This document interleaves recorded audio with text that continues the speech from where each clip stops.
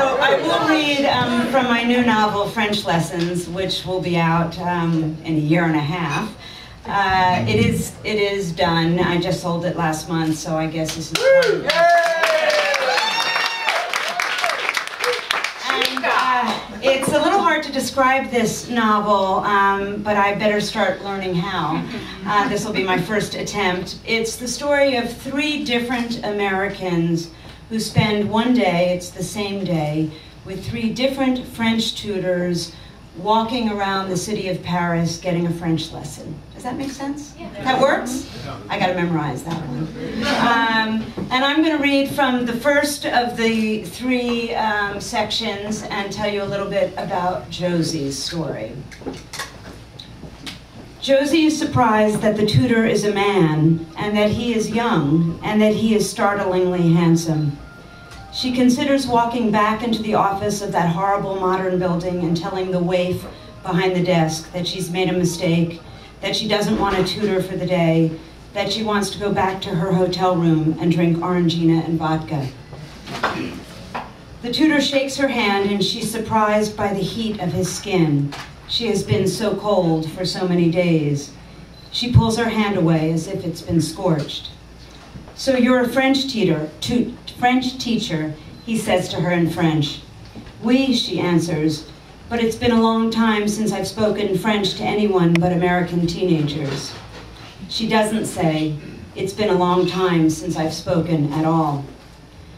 She decided to hire a tutor only yesterday when she realized that after 3 days in Paris, she hadn't said more than a few words, when ordering a croissant or a glass of wine or asking the maid for an extra towel. Suddenly, the prospect of a day of conversation terrifies her. She doesn't feel capable of conversation. "Are you here in Paris for business or pleasure?" the tutor asks. It's a trick question. She has no business and she has no pleasure. She quit her job 3 weeks ago. The man she loved died 3 weeks ago. "I'm here to buy shoes," she finally answers. He looks at her feet. She's wearing red Converse sneakers, the same shoes she always wears. Her students love her shoes. Her old boyfriends, slackers one and all, loved her shoes. But Simon wanted her to buy grown-up shoes, pumps with 3-inch heels, strappy sandals, red stilettos, and so he bought them tickets to fly to Paris. "We'll go shopping," the tutor says. No reason to sit in a classroom," he tells her. "Paris is our classroom." He looks around while she presses her hand to her stomach, which is contracting in fierce spasms. She doesn't want to get sick like she did yesterday on the metro. Yet another reason she should be back in her hotel room under the musty covers. "We'll take the bus." It's a bus theme tonight. The tutor says, "More to see, more to talk about." His enthusiasm is killing her. "I'm Nicholas, by the way. Call me Nico." "Josie," she says. "Josie," he repeats, as if he's just discovered something wonderful. "Let's buy shoes." I'm going to skip a little bit and get to the shoe store. "How about these?" the tutor asks. Nico. If she can remember his name, she can pull herself out of the slog of her mind and back to Paris. Shoes.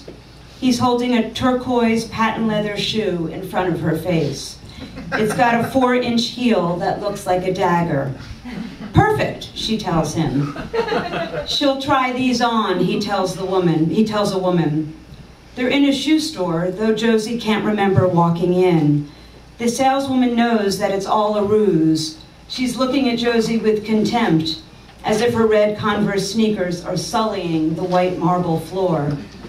Josie tells her she wears a size 38, and the saleswoman mutters, "Américaine," under her breath. Nico sits next to her on the zebra-striped bench. "Your accent is perfect," he whispers. "It's the shoes that give you away." "How much do the blue shoes cost?" she asks him. "Your salary, don't even think about it. We're playing a game." She knows.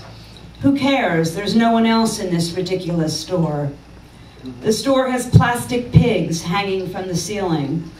Everything is patent leather, even the saleswoman's miniskirt and her go-go boots. The woman places a box on the bench beside Josie. We only have 39. She walks away. Even my feet are too small for this place, Josie whispers to Nico. Your feet are perfect, he says. I have a boyfriend, she tells him. It slips out of her mouth. Of course you do, Nico says. He's unstoppable. She's oddly pleased. For 6 months, she could never say, I have a boyfriend. She couldn't say, I'm having dinner with my boyfriend Wednesday night. My boyfriend is meeting me in San Francisco for the weekend. I'm going with my boyfriend to Paris. For 6 months, her happiness was a secret. Now her grief is a secret. She had no right to the boyfriend, and she has no right to this grief. Nico lifts the shoes from the box and hands one to her. It's an astonishing thing, this stiletto. She holds it in both hands, loving it.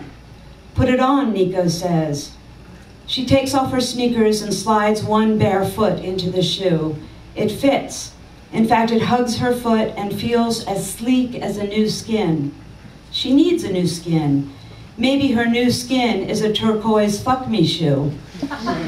She puts on the other shoe and stands. Her feet wobble. She giggles and the sound of her own laugh surprises her. She looks at Nico and feels her face blush. Look at you, he says. She looks in the mirror. She's wearing jeans and a black tank top. The electric blue shoes transform her into someone else. She stands tall in the mirror, taller than she's ever been. She's lost weight in the past few weeks, and she sees her own cheekbones, the clavicles below her neck. She's not a school teacher. She's a woman with a boyfriend on a trip to Paris. He couldn't come, but she'll bring back some shoes that he'll love. Josie smiles, and the woman in the mirror smiles back. It's a devilish smile. I'll take them, she says. Nico laughs. I wish I could buy them for you. Seriously, Josie says, I want them. They cost 400 euros, Nico says. Josie's stomach somersaults. She thinks she might throw up.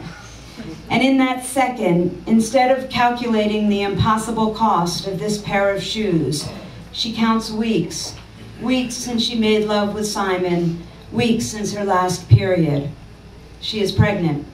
She knows this when she lifts her eyes in the mirror from her wobbling feet to her belly. It's the same taut stomach, the same narrow waist, but she's got Simon's baby in there. Let's go, she says to the French tutor. She can't remember his name. She teeters back to the bench on the perilous heels and drops down beside him. She can't get the shoes off fast enough. The saleswoman is smirking, leaning back against her perch by the desk, a pink-snouted pig hovering above her head. Josie drops her head between her legs. Are you all right? The tutor asks. He places his hand on her back. His hand is on fire, and the heat spreads through her thin top, wraps around her body, and heats up her belly. No, she tells him, taking in deep, slow breaths. Oh.